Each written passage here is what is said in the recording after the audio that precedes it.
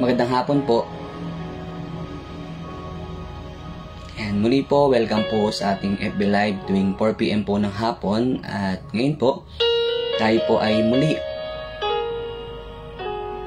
ang papalakasan po tayo sa pamamagitan po ng salita ng Diyos at mga na-experience po natin during camping. Dahil ngayon po ay nalalapit na po ang camping po natin. Sino po rito ang na-excite sa malaking gagawin po ng Diyos sa camp? At alam ko po, lahat po tayo ay excited na. At dapat lang po maging excited tayo sa pagkilos ng Diyos sa buhay natin. Amen po. Alam ko po, lahat po kayo ay nag-expect, lahat tayo ay nagtatanong sa Diyos kung ano yung mga gusto mo mangyari sa camp at kung ano yung gusto mo na malaman pa na gagawin mo after camp. Kaya niniwala po ko, lahat po tayo dito ay nag-iipon. Yung iba po sa atin dito gumagawa ng paraan para mapuno yung camping niya at para makasama po ng camp. Kasi alam niyo po, ngayong camping ay malaki po ang camping natin. Amen po. Sa mga nakasama po ng camping nung unang panahon sa Pinyel, ang camping po natin ay 1.5 lang po. Tama po, sa mga nakasama po ng camping. Ngayon po, yung ilan sa atin dito ay nakasama na po ng camp. Kaya magaan na lang sa atin yung 1.5. Ngayon, nagtaas po yung camping natin ngayon. Naging 2,000. Naging 2,000 po. Pero yon, tumaas man yung presyo ng camping natin, hindi tayo papayag na magpaiwan. Amen po. Gagawa pa rin tayo ng paraan para makasama po tayo ng camp. At alam ko po, itong camping na to ay dapat nandun po tayo. Bakit po? Lahat po tayo ay believers na. Amen po. Pakitingnan mo yung katabi mo. At kung yan ay believers, dapat nandun yan sa camp. Amen po. Alam ko po, yung ilan sa atin dito ay noong nakarang camping, naglalib lang tayo kasi bawal pa po tayo mag-camp. Ngayon po, ito po ay Siyempre camping.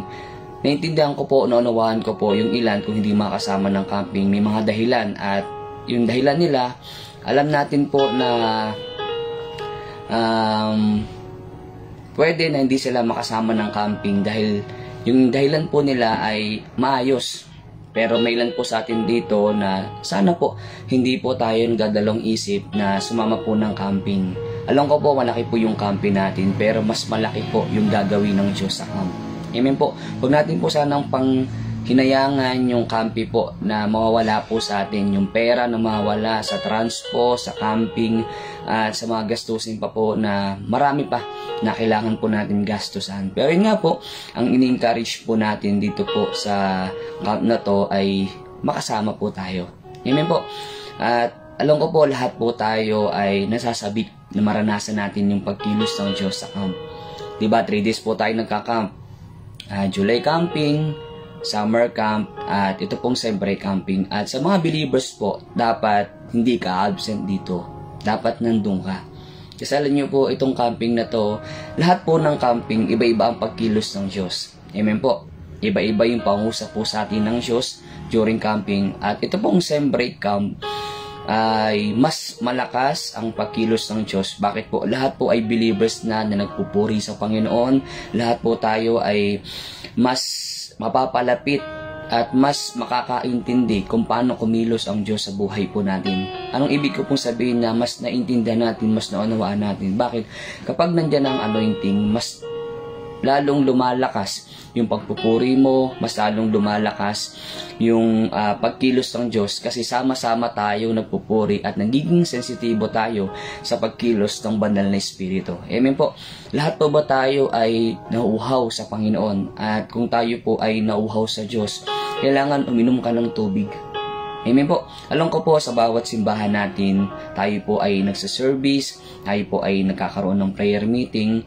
May anointing po sa bawat service natin. May anointing sa bawat prayer meeting natin. Pero itong camping na to, alam ko po lahat tayo naka-experience na kung paano kumilos ang Diyos. Iba-iba ang pamamaraan ng Diyos. Maring kausapin tayo ng Diyos during nag-worship tayo, mabision natin kung ano yung plano ng Diyos sa buhay natin. O mas maramdaman natin dun sa inward witness mo na kinakausap ka ng Diyos. Kaya nga alam niyo po mga kapatid, pag camping na, dapat yung mga alalahanin mo, wag mo munang isipin, isang tabi mo muna, hayaan mo na mag-focus ka sa anointing na matatanggap mo sa camp. Kasi alam niyo po, tayo po ay parang isang sasakyan. Bakit ko po nasabi sasakyan? Kapag ang isang sasakyan po ay nawalan ng gasolina, hindi yan makakatakbo. Tama po. Alam niyo po, sa atin po, kailangan nating mag-charge, kailangan nating magkarga ng anointing sa camp. Bakit po? Kasi alam niyo po, lahat po tayo, dumarating yung time na tayo po ay napapagod. Dumarating yung time sa buhay natin na tayo nangihina. Amen po, lahat po tayo, dumarating yung time na nalalamig po tayo.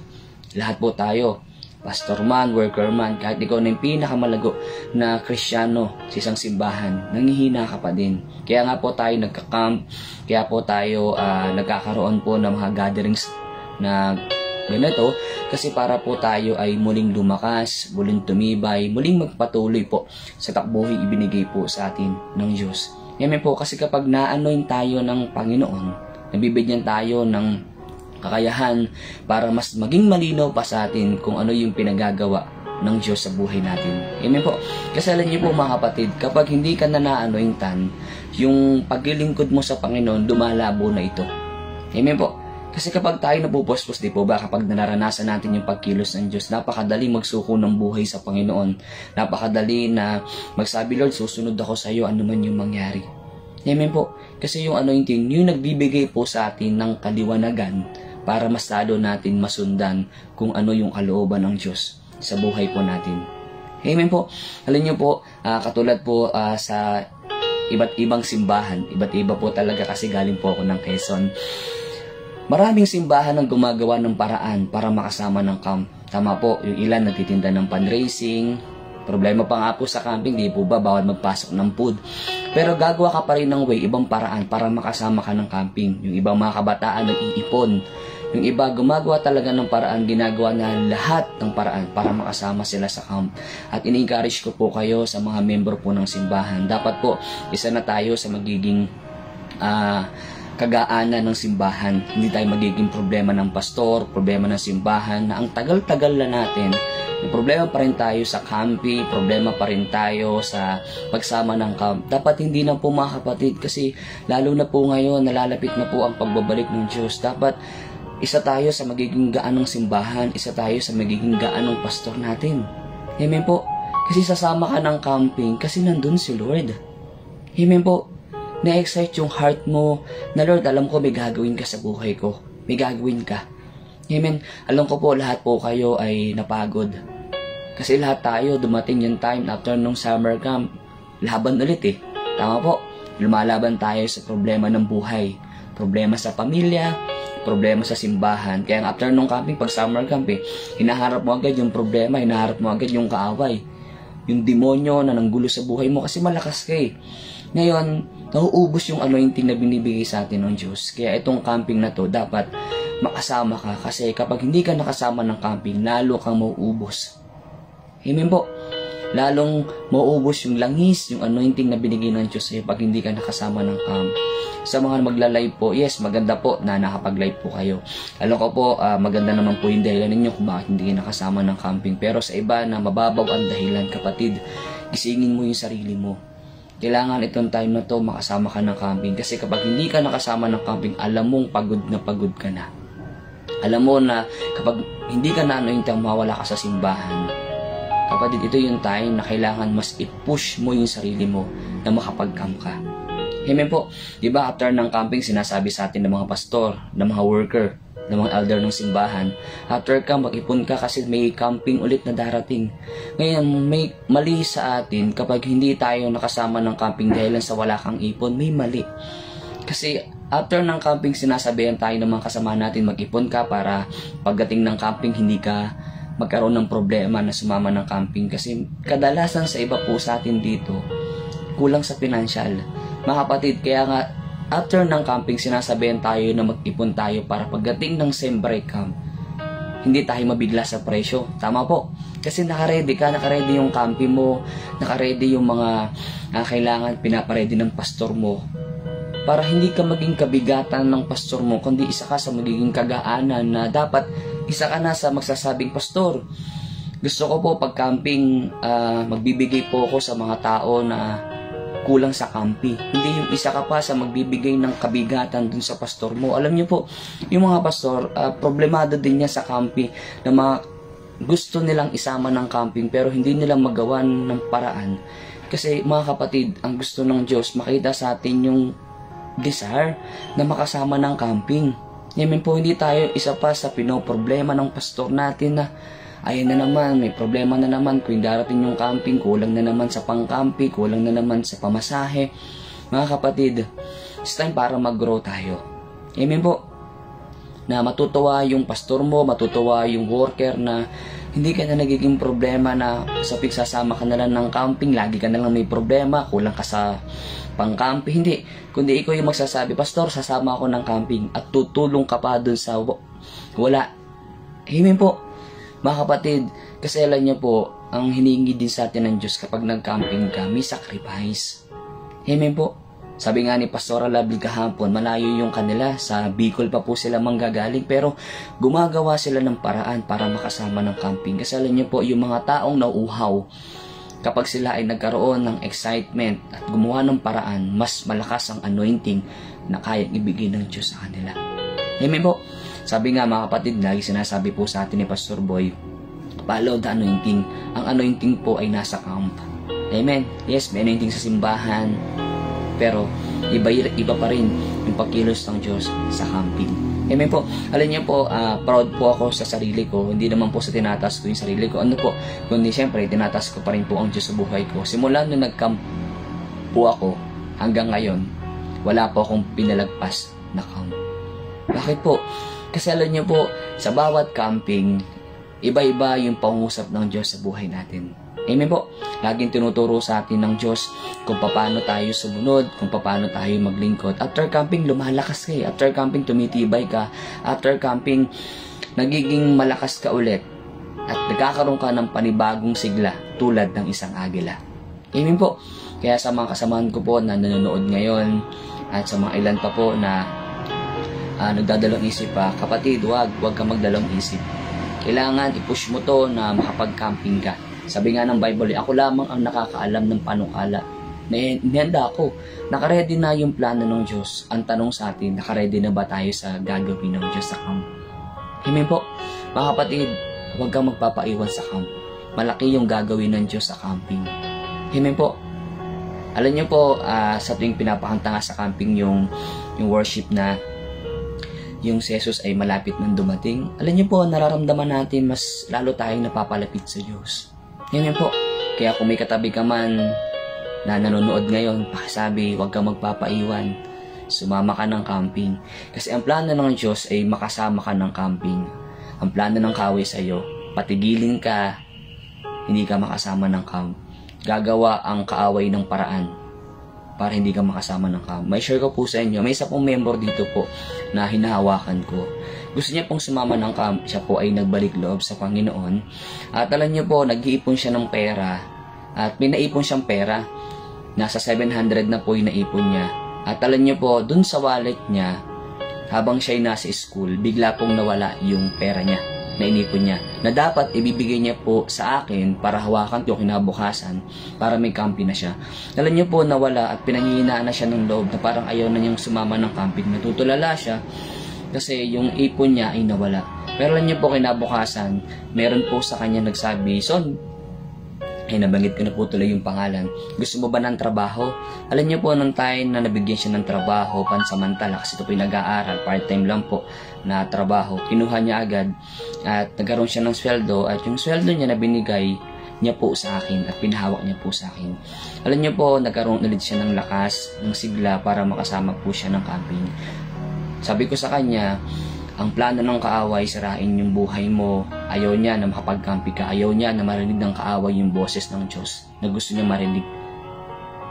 Na gustong iparinig ng Diyos sa'yo. Kaya sabi ko sa kanya, malaki yung plano ng Diyos sa'yo.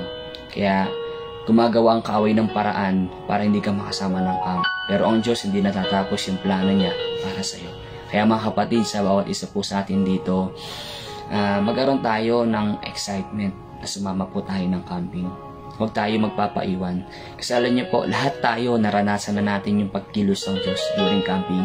At bago mag-camp, hindi pwedeng hindi mawawalan ng problema yan. Laging may problema. Laging may pagdadaanan bago mag-camping. At alam na natin na kapag may problema, ito ay plano na ng Diyos sa buhay natin. Dinahadangan tayo ng kaaway para hindi tayo makasama ng camp. Kaya nga sa atin po dito, mga kapatid, i-push natin yung sarili natin na makapag-camping po tayo. Kasi alam niyo po, nakakalungkot isipin, meron po ilan sa atin matatagal na, kaso nagdadalang isip pa kung paano sumama ng camping. Alam niyo po, may ibang mga pastor na nag-sacrifice ng leave nila sa trabaho para lang makasama ng camping. Ang camping po natin ay 3 times a day. At ito pong believers ay para po sa ating mga believer. Amen po. Kaya sumama po tayo, huwag tayo magpapaiwan sa camping. Malaki man po ang pang-camping, pero mas malaki ang mawawala sa atin kapag hindi tayo nakasama ng camping. Amen po. Alam ko po, lahat po tayo ay na-excite na at magkikita-kita po tayo ulit. Mga kapatid, magkakamustahan. Iba yung saya mo kapag nakikita mo yung kapatira mo na nagka-camp. Na nung summer camp, umatay siya, tapos nung Siyempre camp, nakita mo ulit siya na nandyan. Amen po, iba yung saya. Lalo na iba pa rin po yung presence ng Diyos na mararanasan po natin. Magtataas ka ng kamay, Lord, salamat kasi hindi mo ako pinabayaan. Salamat, Lord, kasi kasama kita sa lahat ng aspeto ng buhay ko. Marami man tayong pinagdaanan, pero dun yung anointing na sinisip-sip mo, yung langis ng Diyos, lumalakas ka ulit. Amen po. Kaya sa mga workers, sa mga kasamaan ko na nandito ngayon, na nakikinig ngayon, magkaroon tayo ng tanong lagi sa Panginoon. Mag-expect tayo sa pagkilos ng Diyos. At yung plano ng Panginoon ay hindi magbabago. Amen po. Kaya nga, ang plano po sa atin ng Diyos sa bawat camping ay ma-restore tayo. Amen po. Kapalakas tayo. Makikita mo yung kapatid mo, tatapikin mo yan. Magpatuloy lang tayo sa Panginoon. Magpatuloy lang tayo sa paglilingkod sa Diyos. Diba? Nakakagaan po ng pakiramdam. Amen po. Parang isang tao na nagugutom, naghahanap din ng pagkain. So sa atin tayo po ay nauuhaw sa Panginoon. Kailangan natin mabusog sa presensya po ng Panginoon. Amen po. At alam niyo po, salamat nga po sa ating Pastor Boy kasi yung mga magazine na pinag-aaralan po natin sa camp, talagang pinipilit niya, sinisikap niya na maging maunawaan natin. Tinatagalog niya yung mga English na kay Kenneth Hagin para lubusan natin maunawaan, makuha natin yung message po sa atin ng Diyos. Amen po. Kaya mga kapatid, ako po ay nagagalak muli na kayo po ay makita ko po sa camp. Nagagalak po ako na kayo po ay makapellowship ko muli na tayo po ay walang hanggang nagpupuri po sa ating pong Panginoon. Amen po. So, ganda lang po ang gusto ko po maibahagi po sa inyo. At kung ikaw man po ay may trabaho, it's time na mag-leave ka muna. Nakakalungkot kasing isipin mga kapatid, may ilan sa atin dito na pinagpapalit yung camping. Kumbaga parang mas minsan nga napupuntahan mo pa yung swimming, napupuntahan mo pa yung ibang lakad mo, pero sana itong camping wag nating palagpasin. Amen po, wag natin ipagpaliban na itong camping ay para po sa atin. Amen po. Kaya salamat po sa Panginoon dahil muli tayo po ay magsasama-sama, magkakaroon po ulit tayo ng fellowship na tayo po ay nagpupuri at sumasamba sa ating pong Panginoon. Amen po. So, ganun lang po.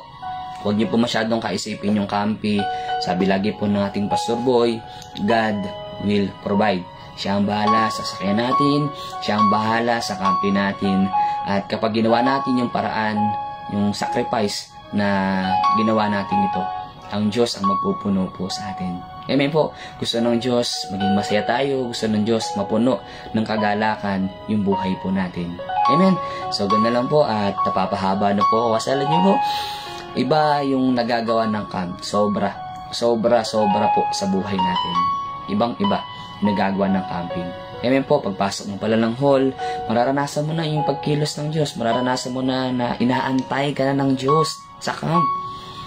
Kaya kapatid, maging excited tayo sa camping natin. Gawin natin lahat ng paraan at para po tayo ay nandun na makapellowship natin ang Diyos sa buhay natin. Amen po. Sige po, tayo po ay yumuko at tayo po ay manalangin. Panginoon, maraming salamat sa oras na to. Kami po ay na-excite sa magandang gagawin mo sa camp namin ito. Lord, patuloy Ama na nawa yung mga salita mo yung mga mensahe mo sa oras na to ay nagbigay encourage sa mga kapatiran ko na nakikinig ngayon. Kaya Lord, patuloy Ama na busugin mo kami sa camp na darating. Kaya mo Ama na yung mga puso namin na kulang na, ikaw Ama yung magpuno nito. Salamat Lord, patuloy o Diyos na ikaw yung mag-provide ng mga pangangailangan po namin sa campus, sakyan, sa anumang gastusin pa na kailangan po namin. Lord, dalangin po namin na sa mga nagdadalong isip pa, patuloy nilagay mo sa kanilang mga puso yung desire na makapellowship ka, yung desire na makasama po ng camping. Lord, salamat po Ama dahil opportunity namin, isang malaking bagay sa amin na maranasan namin yung kalapitan mo sa buhay namin. Kaya Lord, marami pong salamat sa oras na ito. Hiniling ko Panginoon ay patuloy mong pagpalain ang bawat isa po sa amin. Pinupuri ka namin, sinasamba din ang dakila. Ito po ang aming dalangin sa pangalan ni Jesus. Amen. So yun po, marami pong salamat po sa inyo pong pakikinig at God bless po sa inyo pong lahat.